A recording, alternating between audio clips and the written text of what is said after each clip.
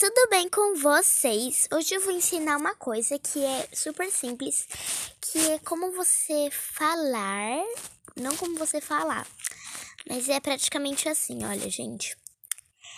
Vocês vão estar falando sem mexer a boca, sabe? Então, pra isso eu vou fazer aqui um vídeo.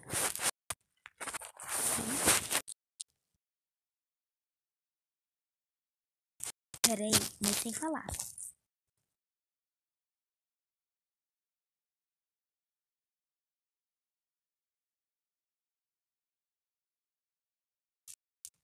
Bom, vídeo normal. Daí vocês vão precisar do CapCut, que é esse aqui, ó. Esse aqui são meus editores, gente.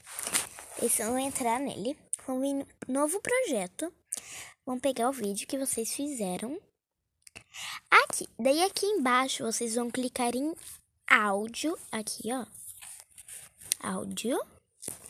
Daí vocês vão clicar nesse último,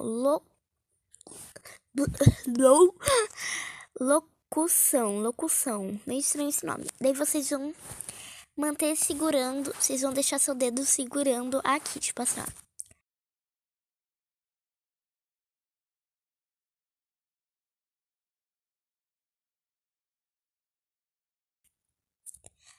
Mandei esse solo que vocês quiserem. Vou tirar aqui o negócio. E pronto. Oi, gente. Tudo bem com vocês? Bom, hoje é um dia super normal, não sei. E tem como... Tem como vocês editar um pouco ele também, sabe? Oi, gente. Tudo bem com vocês? Bom, hoje é um dia super normal, não sei. E vocês estão bem? Tchau. Oi, gente, tudo bem com vocês? Aqui eu deixo o volume mais baixo, aqui editores de voz. Deixa eu esperar carregar. Meu Deus, vou até carregar.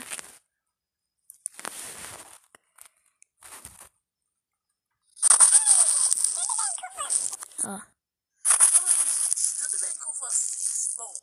Oi, gente, tudo bem com vocês? Oi, gente, tudo bem com vocês? Bom, hoje é um dia super... Olha. Bom, hoje é um dia super normal, não sei. E vocês estão bem? Tchau. Oi, gente, tudo bem com vocês? Bom, hoje é um dia super normal. Ó. Oi, gente, tudo bem com vocês? Bom, hoje é um dia super normal, não sei. Pra vocês editarem a voz, é só vir aqui em efeitos de voz, tá, gente? E esse foi o vídeo.